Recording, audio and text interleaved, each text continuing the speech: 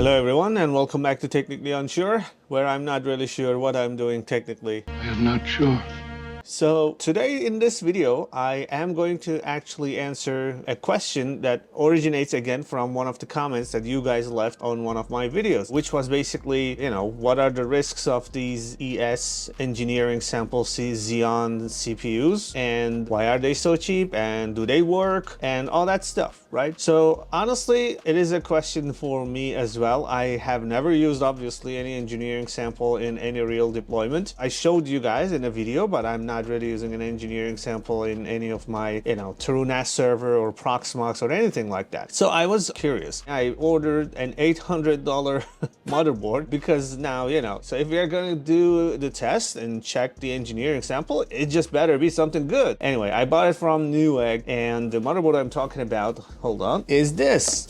Basically, this is Gigabyte motherboard MS03-CE0 server motherboard. It's a single CPU, single socket, and this is for 4th gen Intel Xeon scalable processors, right? And basically LGA 4677 the socket. It comes with two 1 gigabit Ethernet, and the most important thing is 8-channel RDIMM DDR5 RAMs you can put on this bad boy. So I'm going with this motherboard. Again, just an example. I know, right? Some of you already will go, oh my god, 800 just for the motherboard. But believe me, that's the most expensive part, because the engineering CPUs that I got, they are like 150 bucks, 140 bucks. So let me show you actually what I got. This is literally how it arrived, okay? So I got two CPUs. One is Intel Xeon Platinum 8462Y+. This one is. And if you really look at the prices on like eBay or even on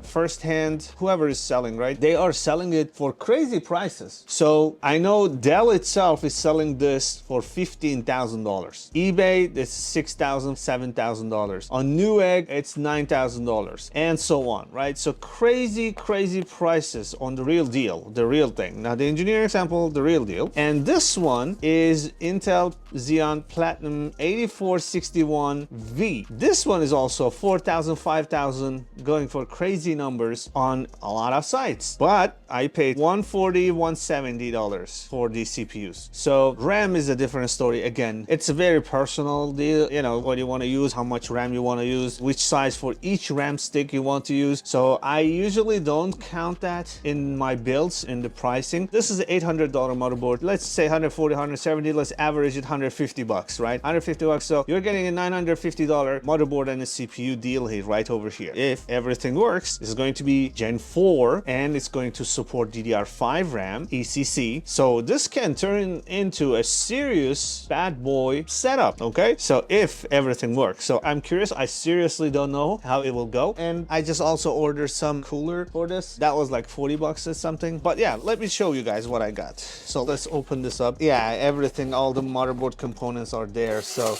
actually, let's take a look at them very quickly. So you guys might want to know. You gotta open these. So this CPU and the I/O shield and some cables for the disks and drives. Yeah, so it's good stuff. All right, now let's open this up. Wow, that thing is beautiful. Okay, so this thing, as I said, 8-channel RDIMM DDR5 slots. And here is very important thing. You see PCIe Gen 5, okay, X16, X16, X16, X16, X8, another 16, another 8. So 1, 2, 3, 4, 5 PCIe Gen 5 X16 slots you have here. As I said, with a lot of powerful GPUs, you can turn it into deep learning machine, run all sorts of LLM models on this, run Proxmox with a lot of virtual machines and do all sorts of pass-through. You can turn this into a gaming server, basically, put different GPUs and pass it to different VMs that's running on this. So many options because it's very powerful. So in terms of I/O, as you can see, there's a lot of I/O as well for different USB 3 ports, different fan headers, USB another. This is the TFP front panel, and yeah, so there are all sorts of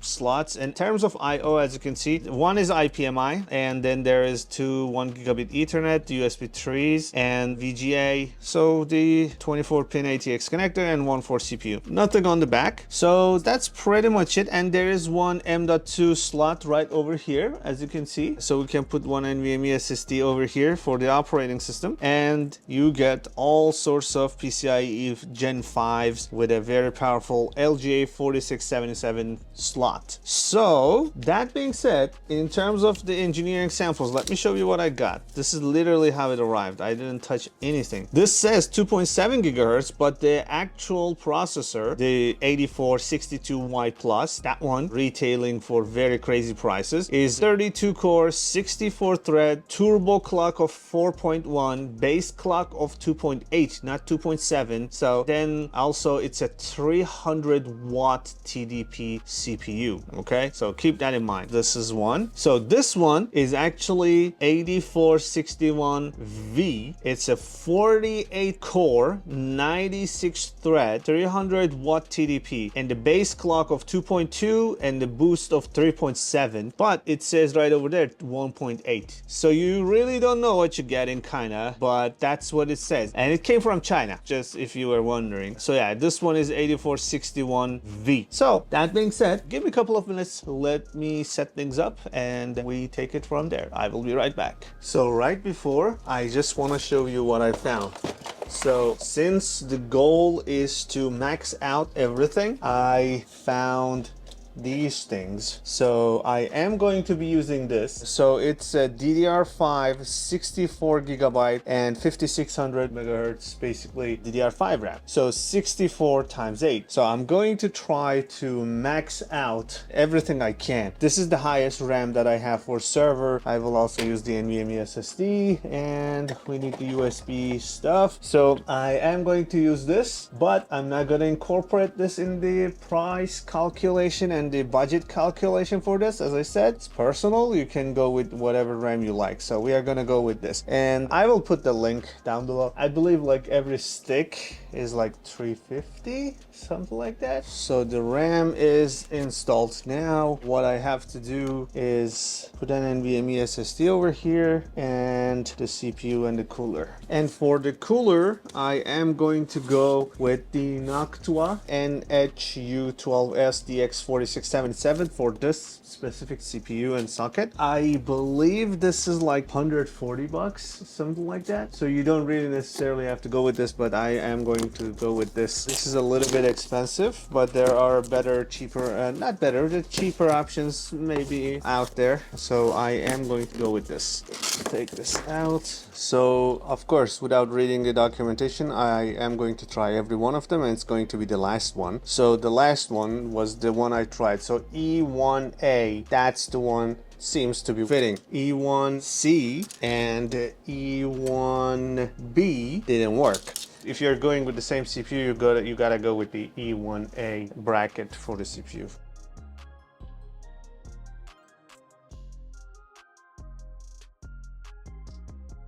All right, so yeah, let me just put the power supply and other components. First, I'm going to try it without a GPU, just so we can see what we can do with this. And after that, we'll try with GPU as well. Give me a couple of minutes, let me connect the power supply and NVMe SSD and the rest. I will be right back. All right, so we are back, and all I did was add the NVMe SSD, connect the VGA, and basically connect the power supply, which is the 24 pin and the CPU connector. That's all I did. And also I brought out this power watt meter so we can see how much power we are consuming in this bad boy. All right, let me turn on the power supply. Okay, it does. Oh, okay, it turned on automatically, I guess. Okay, I have the power button connected, but yeah, it turned on. Let's see how it goes. I have to say, this is the quietest and hopefully most powerful server that I'm gonna own. So this is making absolutely no noise. Look,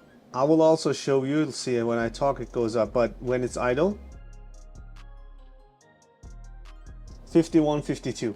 And I assure you, once I turn off this, it's not gonna change because I'm not hearing anything. So when I'm not talking, it's 51, and I'm sure if I turn off the server, it's gonna be 51. It's super, super quiet. We'll test that later when I turn it off. So let's see if anything comes on. So 146 watts so far, and still absolutely nothing on the screen. But this is expected, this is normal. When you're booting it for the first time, you know, it checks memory, check the CPU, all those checks. Yeah, those take some time. Oh, there you go. Hot damn. Okay, so far so good. Okay, I got the shitty engineering sample CPU to at least hopefully post. So let's see. Let's just get into the BIOS. I just want to see some numbers. There you go. Alrighty, okay, so 512 megabytes of RAM, 864 gigabyte RAM sticks, 4800, that's okay. I think that's like the max supports, but we'll see. Trusted computing, yeah, I have a lot of trusted computing modules, right, bunch here, but none of them actually matches the Gigabyte. So I have a lot of super micro variants. So this one I ordered it, but it was too late for this video. So sorry about that. We'll just go with the Windows 10. That's why I put the Windows 10 SD in there. So I'm gonna walk through these things. You guys like it? So yeah, all the PCIe lanes are here. Above 4G decoding, you guys always ask. Resizing bar, you guys always ask. And SRIOV. So these things are there, okay? And USB config, network stack, host report, NVMe, chipset, and the other stuff. So that's there. Memory configuration, frequency. Yeah, seems like 4800 in here at least is the max, but it's okay. It's fine. I'm fine with that. Let's just keep going. And advanced power, C states, P states, they are right here. P state is here, C state is here. It's all there. I'm not touching any of that. ME is there, runtime error, power policy. So yeah, that's pretty typical everything, okay? There's the IPMI stuff. Not gonna touch it again. Yeah, so let's keep going. I guess I am just going to boot into Windows. I just want to see that CPU actually doing anything, and I want to see the power consumption. If everything holds up with the 4800 DDR, 512 gigabyte RAM, and that 48 core CPU, it's gotta be a killer server with so quiet for the performance. So we'll see. Let's boot into Windows. Okay, I also want to show you guys this thing. So on Reddit, when you look for experience with engineering samples, they are saying 45 minutes post time, random freezes and rebooting,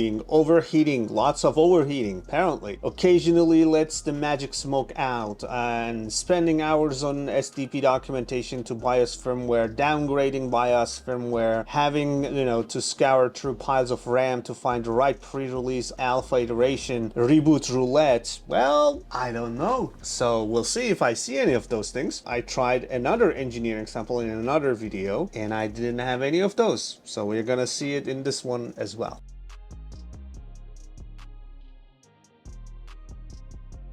Okay, so we are booted into Windows, as you can see, and so far no smoke. That's kind of for now okay. Let's see if it is smoking hot of some sort. Let's open up CPU-Z. Okay, so the temperatures are totally okay, and let's see what's going on here. I don't see any issues here. So that's the temperatures and all that stuff. That's perfect. And here I'm gonna walk through the CPU-Z. As you can see, it's engineering sample, so it's 000 at ES. And so if we go here, main board, that's the Gigabyte. And then if we go to the memory, okay, it didn't detect the DRAM frequency, and these are the RAM stuff. That's it. And graphics is right now we are using the VGA, and let's run the first benchmark and keep an eye on the power. Okay, 1 2 3, let's go. So it is 250, 412 for a second, 23,875. Let's compare this and see what the other CPUs are like. But that's, yeah, so yeah, you see i7 13700, 2.5 times of i7 13700, and we went up to 412. And I will do more benchmarks, but I just wanted to show you the score. And as you can see, it went up to 2.9 gigahertz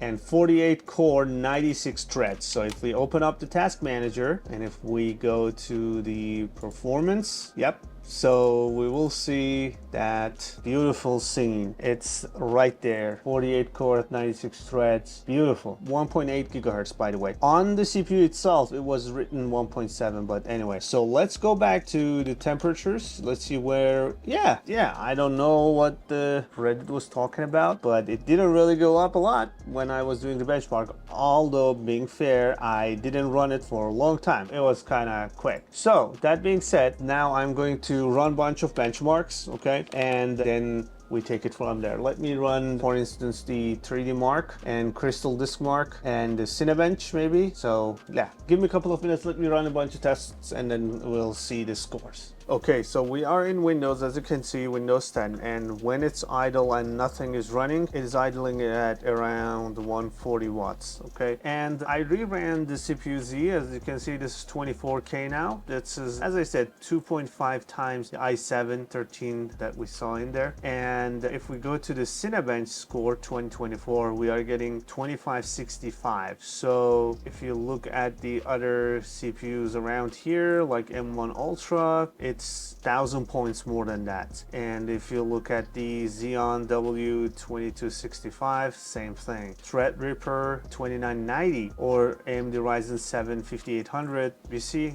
that's like 3-4 times. So it's very, very powerful machine. So you can see that. The only thing was this one, but it's also, this is like, could be due to the NVMe SSD itself, but I just wanted to show you that on the screen as well. I know you guys are dying to see the LLM and, you know, just the performance I can do with the Llama. So what I'm going to do is I am kind of done with what's in Windows. And by the way, remember that I'm using 8 RAM sticks. So with 8 RAM sticks, you know, you can say 2 to 3.5 watts, but let's go with 3 watts. So 8 times 3, 25 watts is just the RAM. So keep that in mind, basically. That's all I just wanted to say. So that being said, I am going to shut this computer down, replace the SSD with the one that I have. We'll go with the Ubuntu and Proxmox maybe later, but I'm going to try the Ubuntu. And this one should have a bunch of, you know, LLM models on it as well. So we're going to try it. So give me a couple of minutes. Let me replace the SSD and boot into it, and then we take it from there. Okay, so we are back, and as you can see, when we are booted into Ubuntu, idling at 160 watts. Okay, so that's there, but I also have to tell you that I ran this command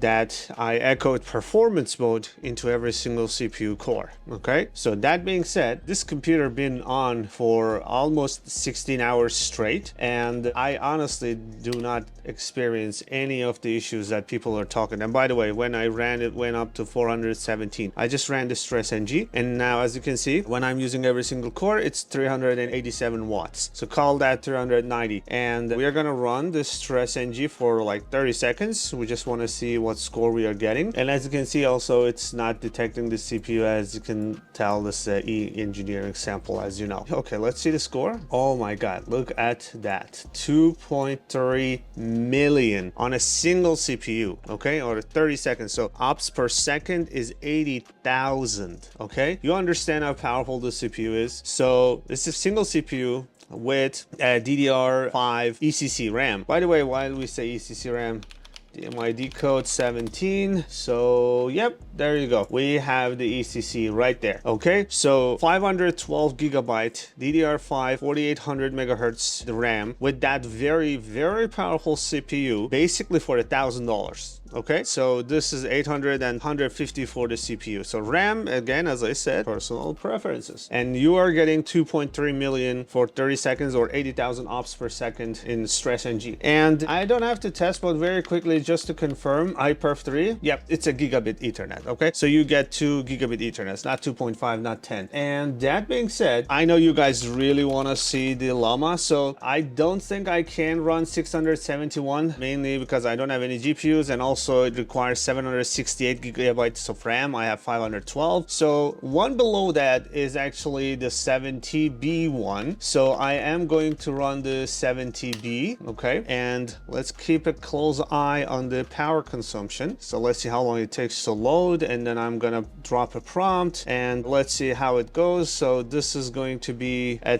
quick test on the Llama 70B model. Okay, so Let's try a quick test just for fun. Okay, so it's running. Okay, so 4 tokens per second eval rate, okay? And total duration 15 seconds. So very impressive, very fast and usable. I'm gonna say usable. Okay, 4 tokens per second is not really awesome, but you can definitely use it that way if you want to. I am very, very impressed with this setup, and honestly the things that they were saying about engineering sample, I understand that it is literally sample and it's engineering sample, so there could be an issue, but it was not my experience. That's all I want to say. If it is $4,000 CPU and I'm buying for $150, if there's like 6 issues, I can deal with that, right? I mean, that's just me. $800 for beast of a motherboard that has this many slots and it's DDR5. And if there is some issue, which I have not found any, so far I've been running literally 15 hours or 16 hours straight, and it's been working, doing stuff on my table like this, and I haven't experienced a single issue, and it is super quiet. Let me shut this down. I just want to show you how quiet this thing is, okay? I've been telling you, there's absolutely no noise. Look, okay, as you can see, when I'm not talking, it's 50, dBA, right? It goes 4650 to 4650 to 4, so let's say 50, okay? Now watch, I'm gonna turn it on. Let's see if anything changes, okay? You see what I'm saying? So it doesn't really make any noise, okay? I just wanted to show you guys that. So now what I want to show you also is actually if I can do the pass-through with Proxmox. So I am going to install the Proxmox SSD and then boot into it. And I will also, you know what? You guys love that. So I'm going to do that as well. Just to confirm, some of you want to use this with the pass-through. So give me a couple of minutes. Let me bring a GPU. We take it from there. All right. So we are back and look at my screen. I have the 172-1614, which is the Proxmox running on this bad boy. And let me show you my screen. So here you can see this is the device, 96 core Intel CPU 000, basically. Okay, so Proxmox is running on it. And look what I did. Look at the power consumption, 400 watts. Do you know why? Because look at this. NVIDIA GeForce RTX 4070 CUDA and 18,000 points I'm getting by passing through this and doing a benchmark inside a Windows 11 guest in my Proxmox. Okay, you see the speed? Yeah,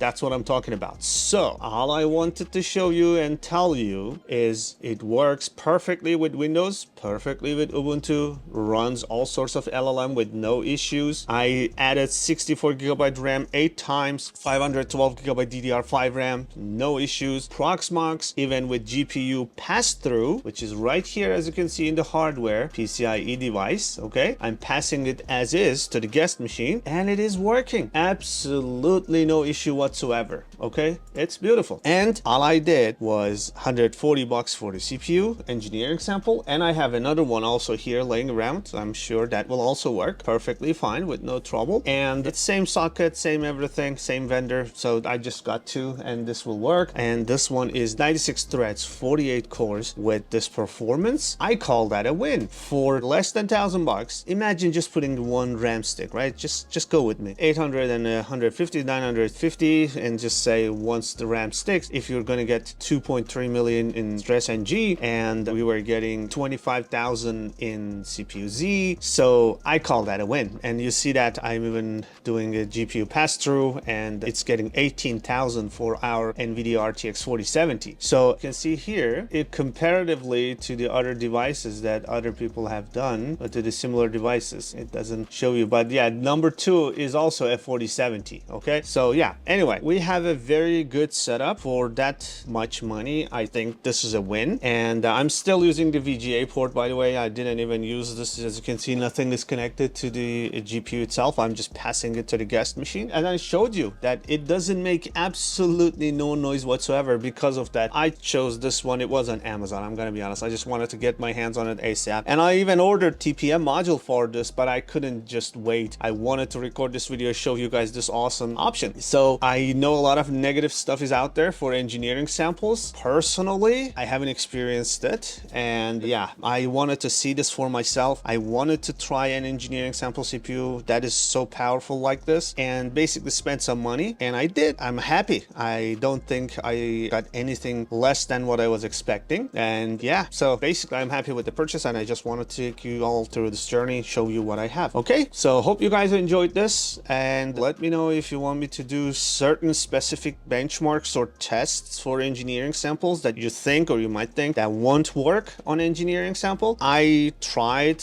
all I can that I showed you in this video. Everything is working fine. So I showed you in the Windows, there is absolutely no trouble with the thermals, especially with that boy right there, the NOC 201. So yeah, hope you guys enjoyed it. Please let me know what you think down below, and thanks for watching, and I will see you guys in the next video. Bye for now.